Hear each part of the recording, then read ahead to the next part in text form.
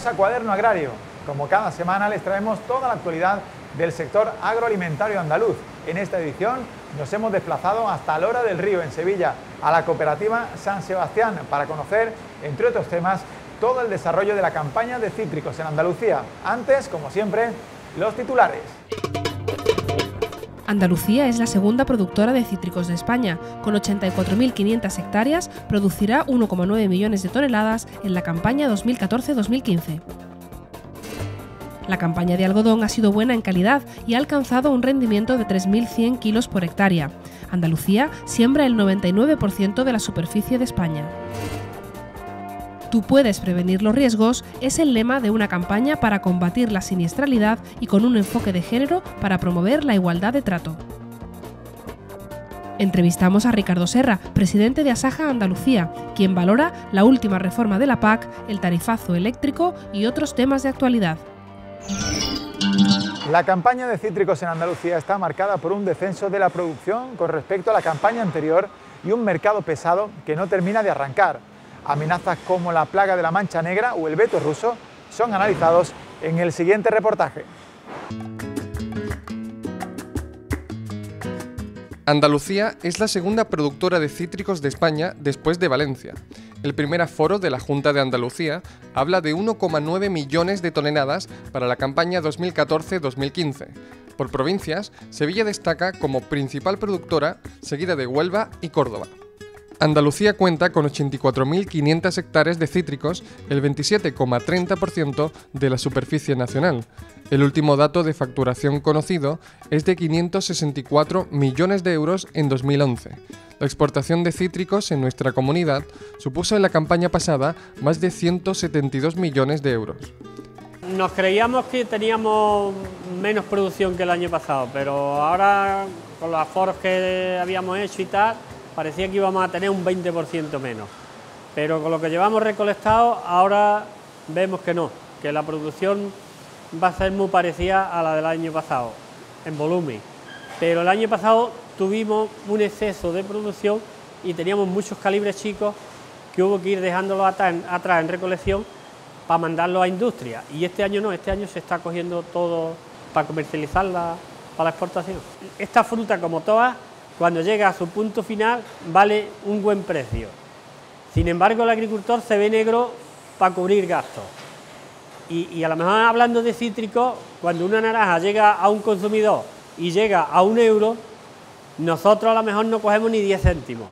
Los controles de calidad que tienen los cítricos para su posterior salida al mercado son rigurosos. La producción integrada permite a muchas cooperativas producir de forma respetuosa con el medio ambiente.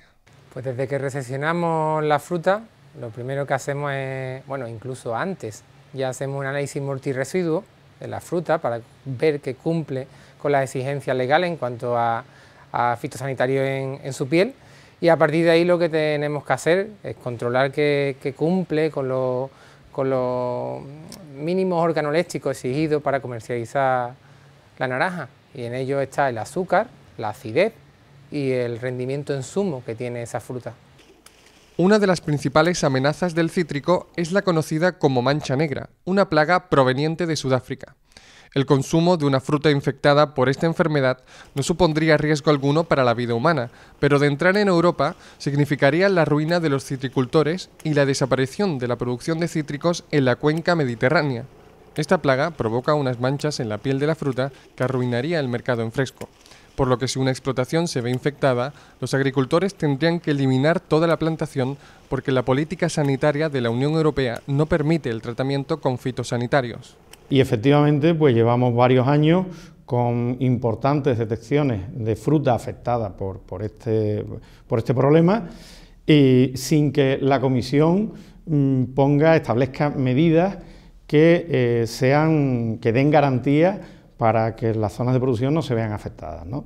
Nosotros lo que estamos pidiendo es que se prohíba la entrada de fruta de Sudáfrica, esté prohibida, y que se autorice aquella en la que existan plenas garantías de que no hay problema. El veto ruso en las producciones hortofrutícolas europeas es otra de las cuestiones que suscitan polémica, ya que ha supuesto una pérdida directa de este mercado. No ha habido gran perjuicio en exportaciones directas, ya que España aporta a Rusia una media de un 2% de sus envíos a mercados exteriores y en el caso de cítricos es aún menor, un 0,75%. El efecto real reside en las exportaciones indirectas y la saturación del mercado tradicional debido a la llegada del género que habitualmente se exportaba. Muchos de nuestros envíos a Holanda, a Polonia, a Ucrania, países de la periferia de Rusia, no se quedan ahí, sino que son reexpedidos. De hecho, en Holanda, por ejemplo, hay muchos operadores que se dedican única y exclusivamente a reexportarlos a Rusia. Y ese es el dato preocupante que sí está haciendo realmente daño a los operadores españoles, ¿no? Bruselas ha establecido un procedimiento de ayuda para paliar estos efectos, un contingente de 58.600 toneladas con diferentes destinos, como mandarlas a vertederos, no cosecharlas, para alimentación animal, entre otras. Por ello, Associafruit solicita ante la situación social de pobreza alimentaria que lo más deseable sería entregarlas a entidades de caridad.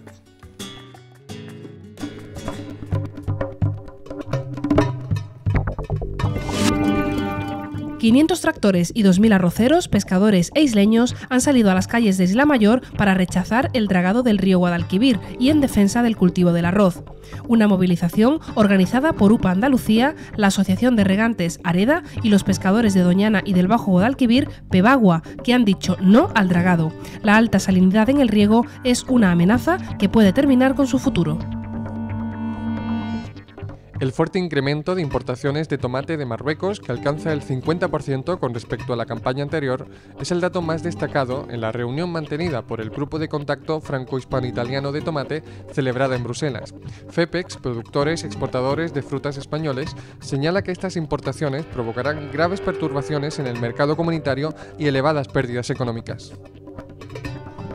El Copa-Cogeca ha valorado favorablemente el acuerdo provisional alcanzado por el Parlamento y el Consejo Europeo por el que no habrá recortes en el gasto agrícola previsto para 2015, un aspecto crucial por la crisis del veto ruso. Esto amortiguará los golpes en sectores como las frutas y hortalizas, que han alcanzado precios por debajo de los costes de producción, como ha declarado el secretario general del Copa, Pekka Pesonen. En el primer trimestre de 2015 arrancará la 5ª edición de la Escuela de Pastores, promovida por la Consejería de Agricultura y la de Medio Ambiente. Potenciar la recuperación de esta actividad y fomentar la incorporación de jóvenes pastores a la ganadería extensiva son algunos de sus objetivos. La próxima edición se celebrará en la comarca almeriense de Los Vélez. Esta iniciativa ha recibido el premio Europa Invierte en las zonas rurales de la Unión Europea como ejemplo de desarrollo rural para otras regiones. El 43% de los trabajadores sin retribución del sector agrícola europeo son mujeres, de las cuales el 26% son propietarias de explotaciones. Estos datos se han puesto de manifiesto en Bruselas por la Federación de Asociaciones de Mujeres Rurales, FADEMUR. Ante esta situación, han pedido a la Unión Europea que impulse políticas de reconocimiento jurídico para las mujeres rurales y han criticado que la nueva PAC no dedica ni una línea a la mujer, que representa más de la mitad de la población rural. COAG reclama mayor apoyo para los ganaderos afectados por la lengua azul, ya que los productores de las comarcas afectadas están sufriendo importantes mermas económicas que ponen en riesgo la viabilidad de sus explotaciones. Según esta organización, no se están aplicando medidas específicas para minimizar los daños ocasionados por las restricciones a los movimientos de ganado, los costes sanitarios de las vacunas y las bajas de producción. Andalucía supone el 99% de la superficie nacional de algodón y España es el segundo productor de Europa tras Grecia. Esta campaña ha sido buena en cuanto a calidad y rendimiento y a pesar del crecimiento en el empleo, el algodón ha sido el gran olvidado de la PAC. Andalucía siembra más del 99% de la superficie del algodón español. Esta campaña ha sido buena en producción y calidades. Sin embargo, el bajo precio del mercado internacional es una amenaza para su futuro. La superficie ha alcanzado 75.000 hectáreas, un 15% más que la campaña anterior. No se han dado graves problemas de plagas ni ataques generalizados, por lo que el rendimiento medio se ha situado en 3.100 kilos por hectárea, cuando el año pasado no se llegó a los 2.500. Podemos decir que ha sido una campaña buena, bastante buena. Muy superior a la de la campaña anterior. La producción en esta campaña prácticamente ha terminado ya y estamos en unos niveles de 230.000 toneladas. Esto supone aproximadamente un 50% más que en la campaña anterior. Este es el quinto año en que la producción mundial supera largamente al consumo, lo que supone una caída de precios, dado que se fijan a nivel internacional. Un desplome que puede estar en torno al 10 o al 15% con relación a la campaña anterior. El problema está, como digo, en los altísimos costes de producción y en los muy bajos precios del mercado internacional. Quiere decir que en muchos casos los ingresos por venta del algodón no llegan a cubrir los costes. Ahora lo que hace es que de alguna forma los sistemas de apoyo de las ayudas que hay específicas y ayuda a la calidad del algodón es lo que está haciendo que se mantenga el cultivo. La tabla de salvación para este mercado está en los actuales sistemas de ayuda y apoyos específicos del algodón, que hacen que se mantenga la plantación. Sí es significativo que las ayudas que antes otorgaban a la calidad desaparecen, que era una ayuda adicional que se estaba recibiendo por los algodones que reunían unos requisitos de calidad, que eso desaparece de cara a la nueva reforma, y por otro lado está en el aire las ayudas que se estaban dando vía ayudas agroambientales. En Lebrija, la historia de la cooperativa Las Marismas va ligada al monocultivo del algodón, que empezó con una superficie de 14.000 hectáreas. Con el tiempo ha diversificado introduciendo otros cultivos. Para el Bajo Guadalquivir, el algodón es un cultivo imprescindible en cuanto a creación de empleo y a mantenimiento de la población en el mundo rural. Hoy día no tenemos ninguna alternativa que vaya a suplir las hectáreas que hoy el algodón tiene.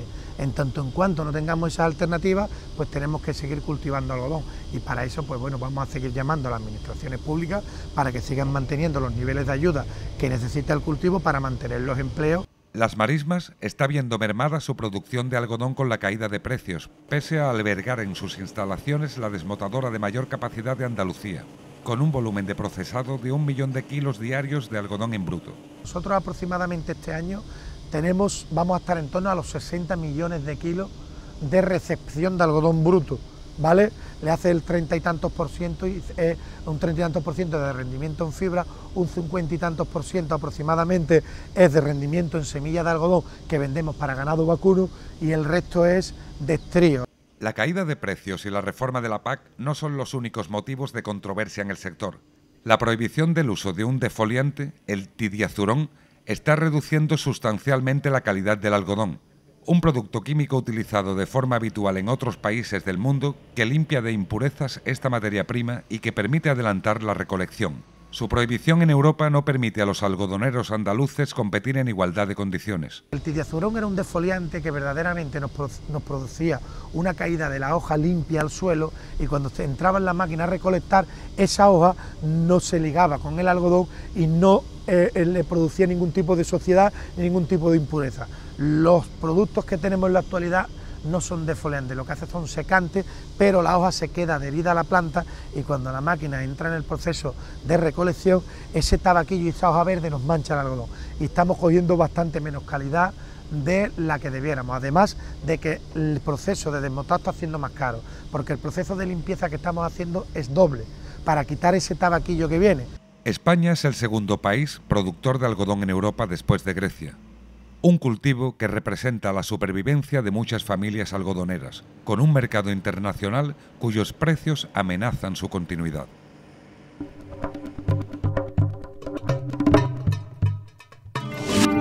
Esta semana se mantiene con muy pocas operaciones para el trigo duro. Los trigos blandos panificables siguen la misma tónica, con una fuerte demanda, pero sin apenas operaciones debido a su escasez. Los forrajeros siguen subiendo para entregas inmediatas y alcanzan los 200 euros por tonelada para el periodo de enero a mayo. La cebada se cotiza con los mismos precios que la semana pasada. El maíz sigue la tendencia ascendente para entregas en diciembre. El girasol normal y el alto leico siguen estables. El precio del aceite de oliva continúa en alza. El virgen extra sigue superando los 3 euros por kilo. En cuanto a las ventas, se mantienen iguales a la del periodo anterior, y destaca la salida de aceite virgen extra frente a los de categoría inferior. En el caso del picual de Jaén, subieron los precios en todas sus categorías, aunque descendieron las ventas.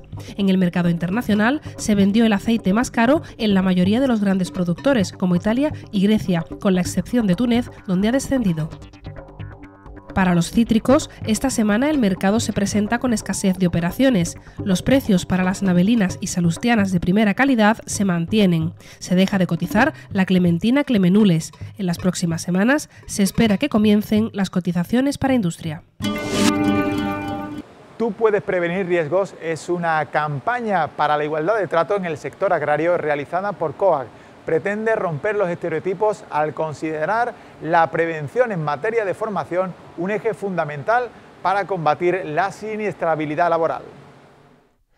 La seguridad y salud de los trabajadores es un objetivo esencial en cualquier actividad empresarial. La prevención de riesgos es fundamental para reducir la siniestralidad y evitar los accidentes laborales. La clave de la prevención es una buena formación y ante esa necesidad se ha puesto en marcha la campaña Tú puedes prevenir los riesgos, promovida por COAG y cofinanciada por el Fondo Social Europeo y la Dirección General de Migraciones del Ministerio de Empleo y Seguridad Social. La campaña cuenta con materiales diversos, entre los que se incluyen folletos traducidos a idiomas como el francés y el rumano y varios vídeos explicativos donde se ofrecen consejos para reducir la siniestralidad, como explica el responsable de Relaciones Laborales en la ejecutiva de COAG, Eduardo López.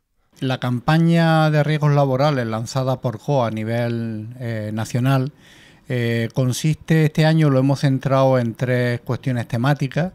La campaña de recogida de la aceituna, o sea que estamos en plena campaña en estos momentos, la campaña de hortalizas y una documentación específica sobre los riesgos laborales en género. Además de incidir en la formación como clave para prevenir los accidentes, la campaña hace hincapié en la necesidad de romper los estereotipos y promover la igualdad de trato, aplicando la perspectiva de género a la información en materia de prevención de riesgos laborales. Actualmente, los hombres sufren en mayor medida los accidentes laborales, pero las mujeres padecen más enfermedades profesionales, especialmente las relacionadas con trastornos musculoesqueléticos provocados por posturas forzadas o movimientos repetitivos en el trabajo. Los materiales también abordan de forma específica los riesgos y su prevención durante el embarazo. Pues por diversos motivos, pues hay que tener en cuenta periodos de lactancia, embarazo, los trajes que se utilizan y los medios de trabajo también se tienen que adaptar a la mujer. Por lo tanto, creemos que se tiene que hacer un trabajo de formación específico en el tema de género y es lo que hemos lanzado la COA en esta campaña 2014-2015. Las estadísticas dicen que el número de accidentes se va reduciendo y esto se debe en gran medida a la formación y mayor concienciación en materia de prevención de riesgos laborales. La asignatura pendiente sigue siendo adaptar la legislación vigente a las características y peculiaridades del sector. Yo creo que la legislación laboral y sobre todo en materia de riesgos laborales es necesario adaptarlo a las peculiaridades del campo, de las tareas agrícolas, porque las tareas agrícolas son muy diversas. No tiene nada que ver la campaña de la fresa con la campaña del olivar. El sector agrario andaluz sufre actualmente un 10% de siniestralidad, frente al 9% a nivel estatal. Y en la entrevista de la semana hemos estado con Ricardo Serra, presidente de Asaja Andalucía, donde nos valora las últimas reformas de la PAC, el tarifazo eléctrico y las novedades del sector. Ricardo Serra, presidente de Asaja Andalucía y vicepresidente del Copa Colleca, es ingeniero agrónomo y empresario agrícola. Ha estado vinculado al campo desde su infancia y hoy en día compagina sus cargos como representante del sindicalismo agrario con la gestión de su finca, donde ha realizado una importante inversión para modernizar sus plantaciones de cítricos y otros cultivos como patatas y algodón. Su explotación familiar está situada en la localidad sevillana de Cantillana, donde nos hemos desplazado para conocer de primera mano su visión de la actualidad agraria. Yo empecé a trabajar como técnico de Asaja, creo que fue en el año 83, estuve 3 años, después estuve como 3 años, vamos, con vinculación como un socio más, ¿no? Entré de vicepresidente con Pedro Leiva, yo creo que por el año 90, una cosa como esa, y en el 92 Pedro decidió no seguir como presidente, hubo unas elecciones, se presentaron 3 candidatos y salí yo. Bueno, es una vuelta más de tuerca a lo que muchas veces hemos llamado que es un sinsentido. La parte positiva es que el principio fue extraordinariamente negativo, porque había un documento inicial que la verdad era absolutamente un desastre, especialmente para Andalucía. la parte y al final, pues después de mucho cambiar las cosas, pues se ha mejorado bastante el documento final o la reforma final. Habrá algunos sectores que de alguna manera salgan menos damnificados y otros que más, ¿no? Y realmente a título individual pues habrá agricultores que perderán algo de lo que tenían y otros que serán los menos que ganen, y lo que sí tendremos todos seguro es una extraordinaria complejidad burocrática, que es una de las cosas por las que estoy convencido de que esto tiene un recorrido no demasiado largo. El comisario el día anterior había estado en el Parlamento Europeo y había dicho, a tenor de la situación de las frutas y hortalizas, que la OCM tenía mecanismos para regular el mercado, lo cual, mi pregunta iba en esa dirección: si tiene mecanismos, ¿cómo puede ser que se esté vendiendo naranja hoy en Sevilla pues al precio de 12 céntimos y cosas como esta, ¿no? Y le dije pues que yo entendía que los mecanismos como tales de verdad no sé si existían, pero no eran en absoluto eficaces, y por otra parte que tal como estaba la situación funcionando en España era una auténtica desastre. Como está previsto una reforma de la OCM de frutas y hortalizas, de la OPC, para el 2000, dentro de un par de años, una cosa así, y estaban recabando información, pues lo que hice fue decir que ponía en su conocimiento que en España por lo menos era una catástrofe como estaba funcionando el tema, ¿no? Lo que decimos los agricultores, que contratamos mucha potencia para regar por goteo, es que esa potencia solar la necesitamos durante 6 meses. Los otros 6 meses no tenemos que tener esa potencia y por lo tanto no pagar esa cuota fija durante esos 6 meses que no estamos utilizando. Lo que decimos, pues no, deje no variar a lo largo del año la potencia necesaria, que además lo podemos hacer de forma previsible, porque todo el mundo sabe que regamos entre mayo y septiembre, ¿eh? Y lo que queremos es que se modifique la norma para que podamos pagar por esa cuota cuando la estamos realmente consumiendo, no en diciembre, ahora, que evidentemente no la estamos consumiendo. La ley de la cadena alimentaria nació muy menoscabada porque la competencia no dejó que fuera más allá. Es decir, pusieron muchas cortapisas a la idea inicial del Ministerio, que era una ley mucho más potente protegiendo los intereses del sector agrario y del sector productor. Pero lo que decimos es que, bueno, lo poco que se ha conseguido, pues que se cumpla, ¿no? Y una de las cosas, por ejemplo, que todos los agricultores sabrán, que me vean, pues sabrán cómo funciona, es el tema de los pagos. La ley de la cadena alimentaria prevé que para los artículos perecederos, por ejemplo la naranja, el pago sea 30 días de la recolección. Y eso no se cumple en absoluto.